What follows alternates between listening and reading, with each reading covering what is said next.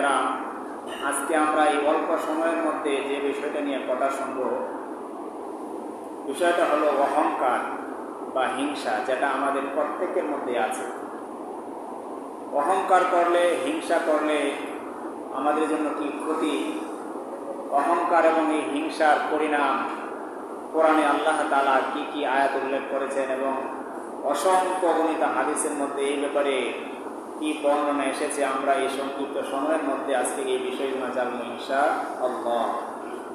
মুহতারাম হাজিরিন, আল্লাহ পাক রব্বুল আলামিন এক আয়াতের মধ্যে বলেন, ক্বালা মা মানাআকা আল্লা তাসজুদা ইয আমারতুক।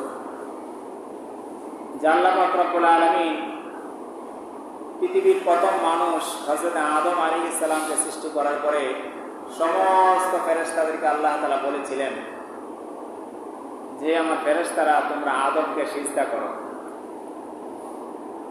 তো সমস্ত ফেরেশতারা ওই দিন আদম আলাইহিস সালামকে সিজদা করেছিল আল্লাহ পাকের হুকুম পালনার্থে। কিন্তু ইবলিস, যাকে বলা হয় সাইয়্যিদুল মালায়েকা, সমস্ত ফেরেশতাদের সর্দার, সে ওই দিন আল্লাহ পাকের হুকুমকে অমান্য করেছিল, সে অহংকার প্রদর্শন করেছিল, যার কারণে সে হিংসার বশবর্তী হয়ে আদম আলাইহিস সালামকে সিজদা করে নাই।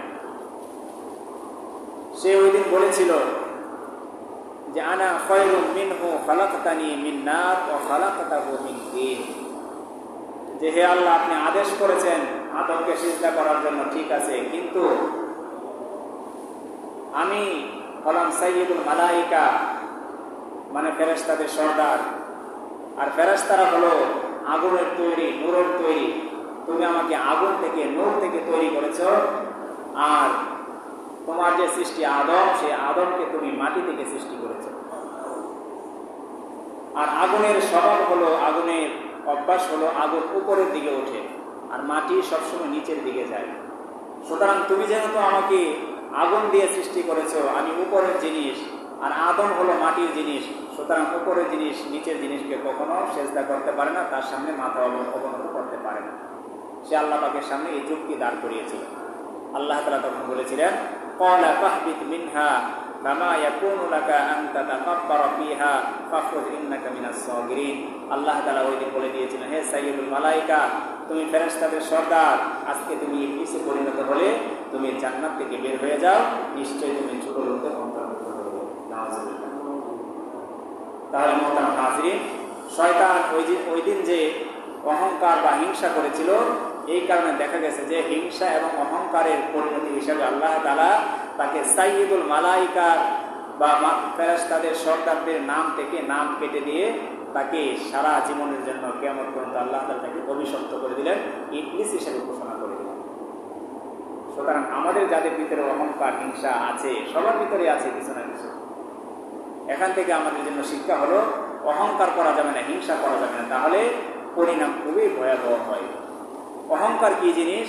অহংকার হলো যে ধ্বংস করে সত্য জিনিসটাকে বা মিথ্যা জিনিসটাকে সত্যে পরিণত করা, আবার মিথ্যাটাকে সত্যে পরিণত করা, সত্যকে মিথ্যায় পরিণত করে দেয়। এটা হলো অহংকার। এবং বড়ত্ব প্রকাশ করা, নিজেকে অন্যের চাইতে বড় হিসাবে প্রকাশ করা। আমরা ছোট সময় কবিতা পড়েছি, নিজে যাকে বড় বলে সে বড় নয়, লোকে যারে বড় বলে সেই বড় হয়। এই কবিতা সঠিক, কিন্তু কেউ যদি উল্টা করে যে নিজে যাকে বড় বলে সেই বড় হয়, লোকে যারে বড় বলে সে বড় নয়, তাহলে কি হবে?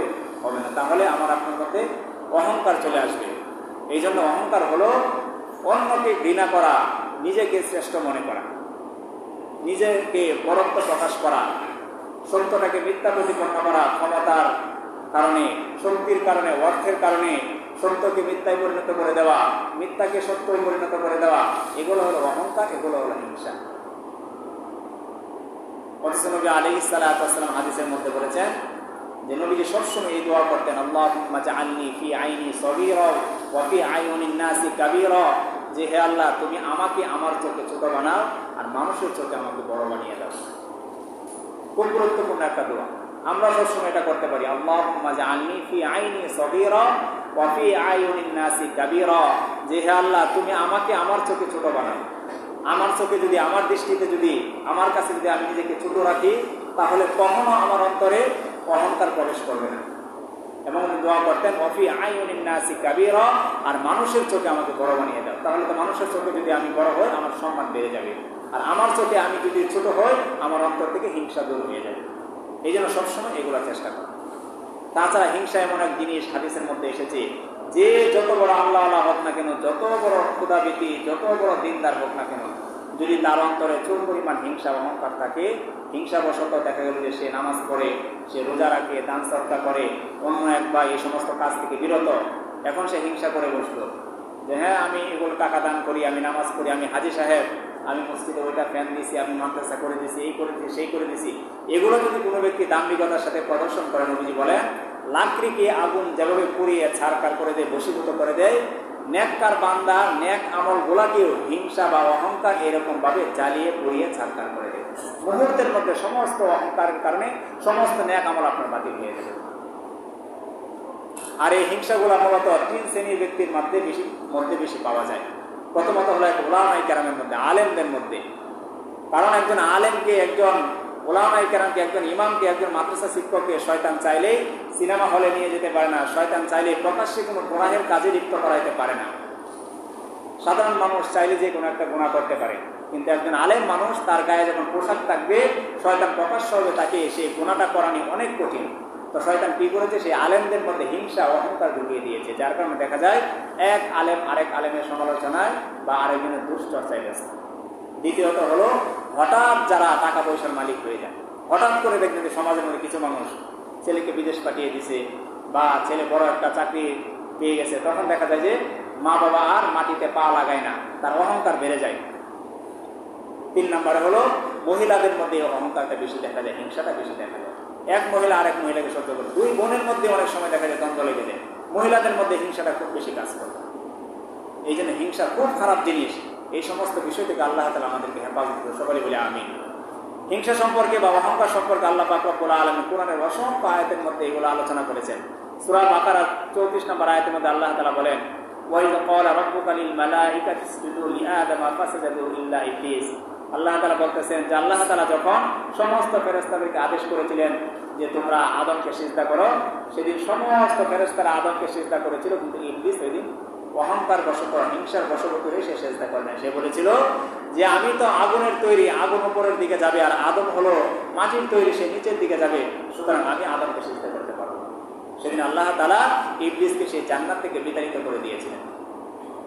ঠিক তদ্রূপভাবে আল্লাহ পাক রব্বুল আলামিন সূরা লোকমানের 18 নম্বর আয়াতের মধ্যে অহংকার সম্পর্কে বলেন ইন্নাল্লাহা লা ইউহিব্বু কুল্লা মুখতালিন ফাখুর, যে আল্লাহ পাক রব্বুল আলামিন পছন্দ করেন না ওই সমস্ত ব্যক্তিদেরকে যারা দাম্ভিকতা বশত, অহংকার বশত মানুষের সাথে নিজেকে বড় প্রকাশ করে, নিজের বড়ত্ব প্রকাশ করে, আর মানুষদেরকে তারা ঘৃণা করে। এই সমস্ত মানুষদেরকে যারা অন্তরের মধ্যে হিংসা, অহংকার এগুলা লালন করে, পোষণ করে, আল্লাহ তাআলা বলেন ইন্নাল্লাহা লা ইউহিব্বু, আল্লাহ তাআলা ওই সমস্ত দাম্ভিকদেরকে পছন্দ করেন না, অহংকারীদেরকে পছন্দ করেন। ঠিক তদ্রূপভাবে আল্লাহ তাআলা সূরা নূহের 7 নম্বর আয়াতের মধ্যে বলেন যে নূহ আলাইহিস সালাতু ওয়াস সালাম যখন দাওয়াত দিতেন, উনি 960 বছর পর্যন্ত দাওয়াত দিচ্ছেন। 960 বছর, চিন্তা করেন, মাত্র 80 জন নারী এবং পুরুষ মিলিয়ে 80 জন মানুষ ইসলাম গ্রহণ করেছিল, দিনের পথে এসেছিল 960 বছর দাওয়াত দেওয়ার পরে। উনি দাওয়াত দিতেন, আর ওনার দলের লোকেরা, ওনার উম্মতেরা কি করতো, আঙ্গুল কানের মধ্যে ঢুকিয়ে রাখতো, কাপড় দিয়ে রাখতো, যেন হক কথা, সত্য কথা তাদের ভিতরে, কানের ভিতরে প্রবেশ না করে। আর এটা তারা কেন করতো? অহংকার বশত, হিংসার বশবর্তী হয়ে তারা এই কাজটা করতো। এরকম আল্লাহ পাক রব্বুল আলামিন সূরা ফুসসিলাতের 15 এবং 16 নম্বর আয়াতের মধ্যে বলেন আদ জাতি সম্পর্কে আল্লাহ তাআলা বলেছেন যে আদ জাতি দুনিয়াতে তারা অন্যায়ভাবে, তারা দুনিয়াতে অহংকার প্রদর্শন করত। তারা কি করত? তারা অনেক শক্তিশালী ছিল, তারা পাহাড় কেটে, বড় বড় গাছ কেটে ঘরবাড়ি তৈরি করত, যার কারণে তারা অহংকারের বশবর্তী হয়ে গিয়েছিল যে আল্লাহ তাআলা আমাদেরকে এত শক্তি দিয়েছে, আমরা পাহাড় কেটে, গাছ কেটে বড় বড় দালান কোঠা তৈরি করি, সুতরাং আমরা সবচেয়ে বেশি শক্তিশালী। সাধারণ মানুষদেরকে ওনারা গণায় ধরতো না, হিসাবে ধরতো না, ওনারা নিজেদেরকে অহংকারের বশবর্তী হয়ে নিজেরা সবসময় দাম্ভিকতা প্রদর্শন করে। ঠিক তদ্রূপভাবে এরকম সালেহ আলাইহিস সালাতু ওয়াস সালামের কওম বা এই কওমের নেতারা, তারাও সাধারণ মানুষদেরকে এরকম অহংকার বা হিংসা করত। তারা বলতো যে তোমরা কি সালেহের প্রতি ঈমান এনেছো? তোমরা সালেহের প্রতি ঈমান এনো না, বরং আমরা প্রাণ ভরে মন ভরে যারা সালেহ আলাইহিস সালাতু ওয়াস সালামের প্রতি ঈমান এনেছে এবং সালেহকে সবাইকে আমরা ঘৃণা করে অহংকার করি। ঠিক তদ্রূপভাবে আরেকজন নবী ছিল হযরত শুআয়ব আলাইহিস সালাতু ওয়াস সালাম। ওনার কওমের নেতারা অহংকার করত এবং অহংকার করে হিংসা করে শুআয়ব আলাইহিস সালামকে এবং তার প্রতি যারা ঈমান এনেছে তাদের অনুসারীদেরকে হুমকি দিত যে হয়তো শুআয়বের দিন থেকে তোমরা ফিরে আসো, অন্যথায় আমাদের এলাকায় তোমাদেরকে থাকতে দিব না। এটা তারা কেন করতো? অহংকারের বশবর্তী, হিংসার বশবর্তী হয়ে এই কাজ করতো। ঠিক তদ্রূপভাবে সূরা কাসসাসের 38 নম্বর এবং 39 নম্বর আয়াতের মধ্যে আল্লাহ পাক রব্বুল আলামিন বলেন, ফেরাউন সম্পর্কে বলেছেন যে ফেরাউন সে নিজেকে অহংকারের বশবর্তী হয়ে, হিংসা বশবর্তী হয়ে সে রব দাবি করেছিল। সে বলতো আনা রব্বুকুমুল আ'লা, আমি হলাম সবচাইতে বড় রব, আমি হলাম সবচাইতে বড় ইলাহ। সে তার মন্ত্রী হামানকে বলেছিল যে হে হামান, ইট দিয়ে তুমি সিঁড়ি তৈরি করো, আমি মুসার রবের সাথে দেখা করবো, মুসার রবের সাথে আমি যুদ্ধ করবো, নাউযুবিল্লাহ। এবং সে সেটাই করেছিল। কিন্তু আল্লাহ পাক রব্বুল আলামিন বলেন শেষমেশ আমি ওই হামান, ওই ফেরাউন এবং ওই ফেরাউনের জামানায় মুসা আলাইহিস সালাতু ওয়াস সালামের চাচাতো ভাই কারুন, যাকে অনেক সম্পদের মালিক বানিয়েছিলাম, তাদের সবাইকে আমি আল্লাহ পাক রব্বুল আলামিন ধ্বংস করে দিয়েছি। কেন ধ্বংস করে দিয়েছি? তারা স্বয়ং আমি আল্লাহ পাক রব্বুল আলামিনের জাতের সাথে, ইজ্জতের সাথে অহংকার পোষণ করেছে, হিংসা পোষণ করেছে।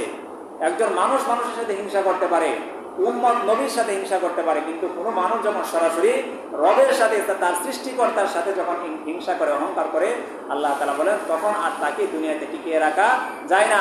আল্লাহ পাক রব্বুল আলামিন ওই দিন ওই নীল নদের মধ্যে ফেরাউনকে তার দলবল সহ সবাইকে ডুবিয়ে তাদের অহংকার ওই দিন চূর্ণ বিচূর্ণ করে দিয়েছে।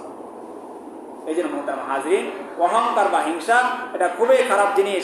আল্লাহ পাক রব্বুল আলামিন সূরা জাসিয়ার 7 নম্বর এবং 8 নম্বর আয়াতের মধ্যে বলেন, দুর্ভোগ ওই সমস্ত লোকদের জন্য যারা মিথ্যাবাদী এবং যারা আল্লাহ পাকের আয়াত শোনার পরে নিজেদেরকে অহংকার পোষণ করে এবং আল্লাহ পাকের আয়াত, আল্লাহ পাকের নিদর্শনগুলোকে তারা বাতিল করে দেয় এবং সেগুলোকে অহংকারের কারণে গ্রহণ করতে চায় না। এরকম অহংকার সম্পর্কে, হিংসা সম্পর্কে আল্লাহ পাক রব্বুল আলামিন কোরআনের অসংখ্য আয়াত এবং নবী আলাইহিস সালাতু ওয়াস সালাম অসংখ্য হাদিস বলেছেন। ঠিক তদ্রূপভাবে সূরা আরাফের 20 নম্বর আয়াতের মধ্যে আল্লাহ পাক রব্বুল আলামিন বলেন, যারা অহংকার করবে, অহংকারকারীরা জাহান্নামে যাওয়ার জন্য এই অহংকারই যথেষ্ট। একটা মানুষ যখন অহংকার করে বা হিংসা লালন পোষণ করে, তার অন্য কোনো গুনাহ করার প্রয়োজন নেই। এই অহংকারে তাকে সেই জাহান্নামে নিয়ে যাবে। এবং আল্লাহ পাক রব্বুল আলামিন বলেন, যারা আজকে অহংকার করতেছে, হাসরের সেই কঠিন ময়দানে আল্লাহ পাক রব্বুল আলামিন তাদের দিকে রহমতের দৃষ্টি দিবেন না, তাদের সাথে কথা বলবেন না এবং তাদের দিকে তাকাবেন না। এই জন্য মুহতারাম হাজরিন, এরকম অসংখ্য আয়াত কোরআনের মধ্যে এসেছে, যারা অহংকার পোষণ করেছে আল্লাহ পাক রব্বুল আলামিন তাদেরকে ধ্বংস করে দিয়েছেন। তারা দুনিয়াতেও ধ্বংসপ্রাপ্ত এবং পরকালেও তারা আল্লাহ পাকের সামনে ধ্বংসপ্রাপ্ত হিসাবে দাঁড়াবে।